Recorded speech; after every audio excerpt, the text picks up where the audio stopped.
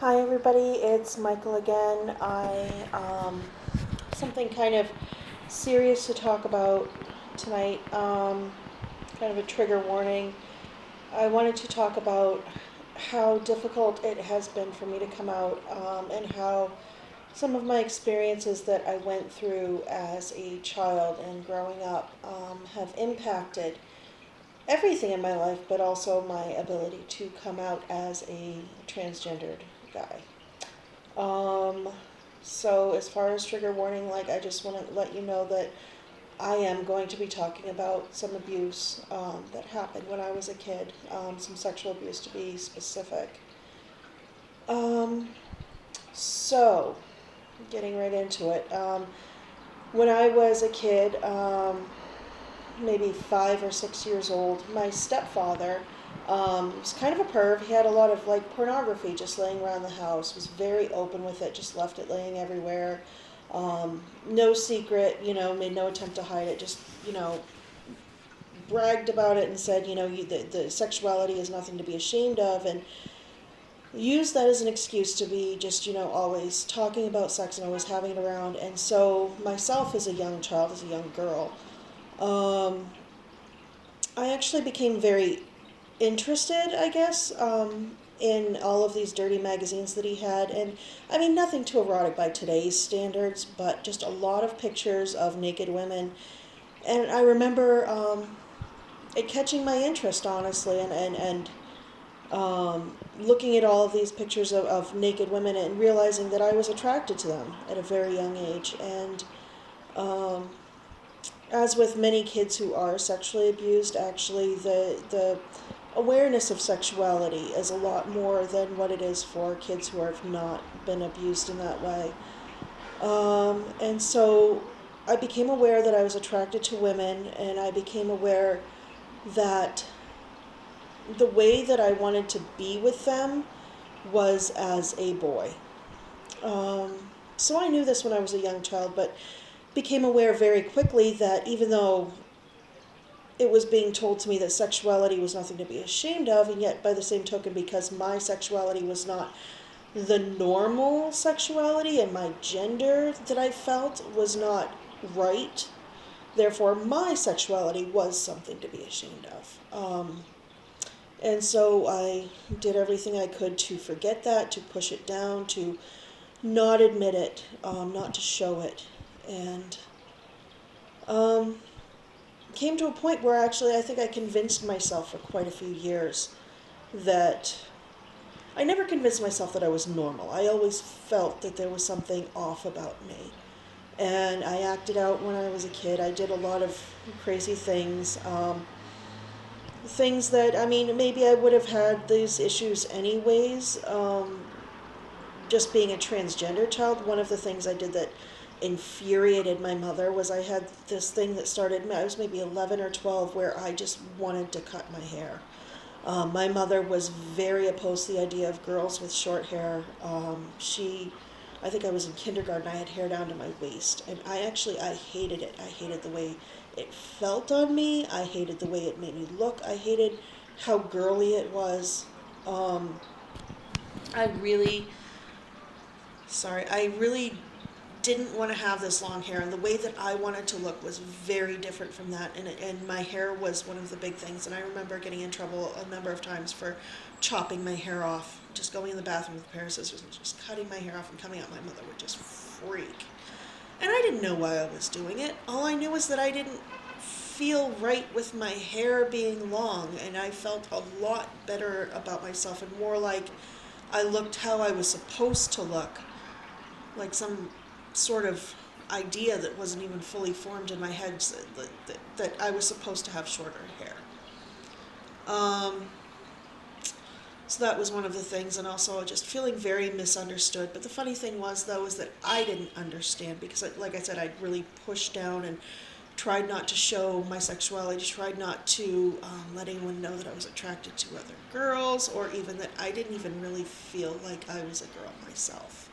So I had pushed that down to a point where I kind of convinced myself it wasn't true and almost forgotten about it, but there was always this like nagging, like something's wrong with me. So moving on into adolescent years, like I did all kinds of crazy acting out things. I ran away, I ran my mouth, I skipped school, whatever. All kinds of stuff because I just felt so pissed off all the time. There was, like I'd said, there had been sexual abuse, there had been physical abuse. My mother was an alcoholic, and I was pissed off that like I couldn't like reach her and connect with her and have like the relationship I wanted to have with a mother. So um, eventually things got bad enough. When I was 13, I was taken and put into foster care. Um, and I was placed basically warehoused. I can't even really say foster care. Like mostly I did group homes. I did a few foster homes, but they quickly found that I was just much too mouthy and much too rebellious to really make it in a foster home. So I did some group homes where I was kind of warehoused in with other kids with other issues. And as you may imagine, I saw all kinds of kids that had gone through their own things, and it was kind of an interesting thing for me to sort of intellectualize and kind of try to make sense of what I had been through. And then I had other stories that I could compare myself to. And I found that I came across a few girls who, actually quite a few girls who would sexually act out. And I can tell you that I did this as well. It's kind of hard to talk about because like people will judge you for that. They will say, oh, you were sleeping around, blah, blah, blah, whatever. Yeah. When you've been hypersexualized from a young age and treated as if that's what you're good for, and you find that that's the quick and easy way to get attention, you do that. And also, like, growing up in a very authoritative household where the rules were the rules and you didn't ask for something twice or you'd be physically hurt, where you didn't question adult authority, was never acceptable. Your parents sometimes were drunk, sometimes were fighting, sometimes were violent, sometimes were just wildly inappropriate, but you did not question their authority or you would be physically hurt. And so coming from that background and then being sexually abused by some of the drinking buddies that my mother had, it was like the very real fear that I had on a subconscious level. I don't think I really thought it out. It was kind of too painful to sort of spell it out for myself all like that, was that I actually didn't know how to say no. I was very promiscuous, like through my teenage years and my early adult years, and it was more, I didn't overtly admit it to myself, but it was like I literally I was never allowed to say no to an adult. I was always taught to be like sort of submissive, and I never went out looking for sex per se until much later in life when I actually learned how to enjoy sex for the first time. But I literally did not know how to say no, and when approached for sex by somebody, I would typically kind of shut down and go passive and let them do whatever they wanted and get it done and over with.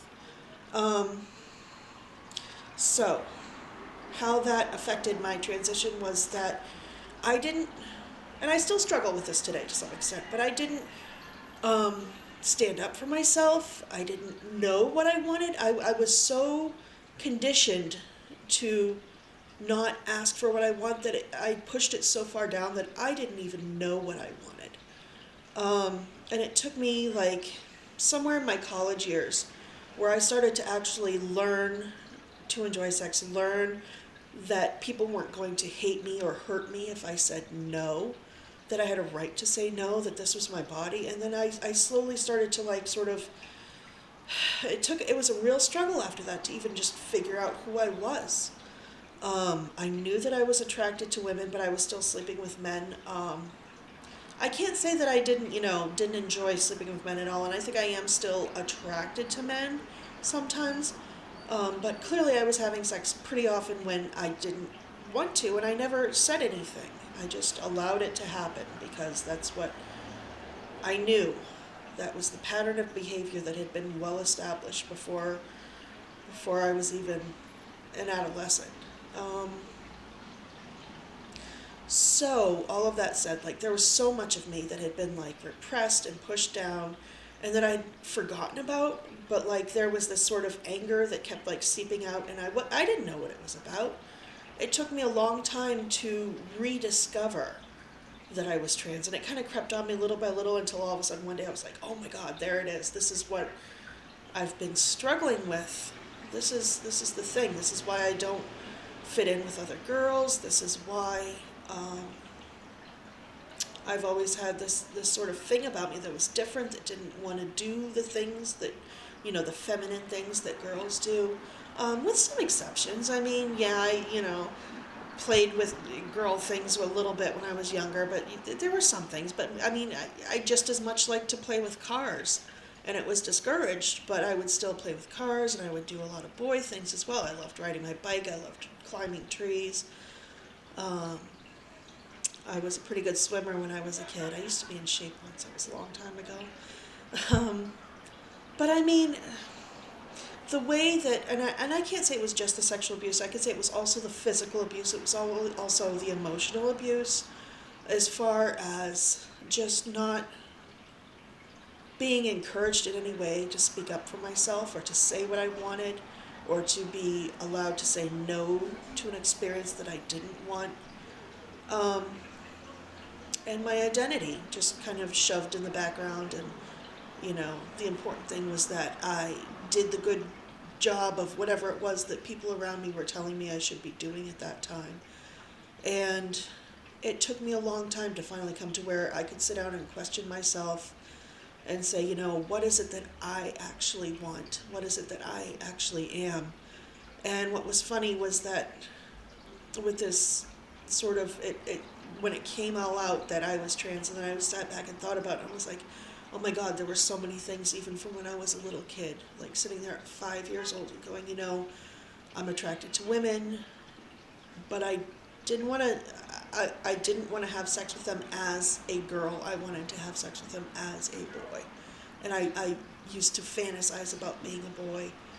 And I always have. That's never gone away, but I just kind of pushed away and said, oh my God, if people knew about that, and that's probably nothing, and I'm just a weirdo, and I refuse to attach a label to it. I refuse to acknowledge it even to myself, even though it was always there. So this coming out as being trans has been like this embracing of myself that's been pushed down all my life.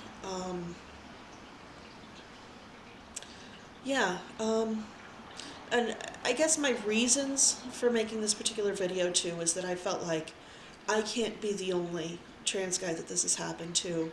I know that there are so many people who are sexually abused, both boys and girls, when they're young. So many people who are just, through their family taught to be kind of subservient and to, either through physical abuse or whatever, to just never speak up and say what they want. To never be able to be themselves, to always have to be worried about pleasing other people or being afraid of what they will do if we don't do what they want, either sexually or in other ways. I mean, whatever it is. So many of us have never been allowed to be who we are. And I just wanted to put some thoughts out there on this, and maybe even see if other folks had any thoughts that they wanted to add. Message me, get a hold of me. I'm interested to know, because I feel like I can't be the only one that had such a hard time. I'm 40 years old. I'm just coming out as trans. I feel like I knew when I was 5, but life has been a little difficult for me. But you know what? On the other hand, I mean, I don't want this to sound like a horribly negative thing that I'm going off on. I mean, I've made my peace with everything. I've been in therapy since I was 12, off and on. Some of it helpful, some of it not. There are good therapists and bad therapists, and if you're going to see a therapist, which I pretty much recommend for everyone who doesn't need someone to talk to, everybody could benefit from that, is my personal opinion, but only if you have a good therapist. A bad therapist can do more harm. And I've seen a few idiots, but I've had a few really good ones too. And the good news is, you know what? Yeah, it gets better. Here I am. I'm finally coming to terms with myself. finally coming out, getting ready to transition. In 2 days I have my second appointment. On my third, I think I'm supposed to get some tea. I'm really excited, so it should be like a couple more weeks before I start my process. And in August, which is 2 months from now, I am having my first consultation for top surgery, which I am so excited about. Another funny story, when I was maybe 6, 7, I noticed that like all the boys could run around with no shirt on.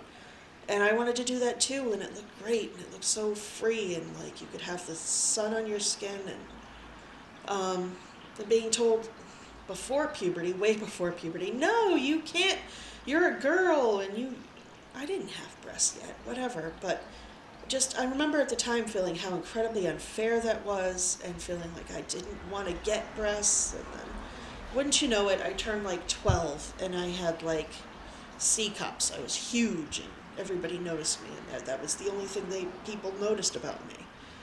And I really didn't even want them, is what was hard about that. And just now, like the possibility of that, not this summer, but next summer, being able to go to the beach with no shirt on, I'm like, wow, that's going to be so cool. Something I'm really looking forward to.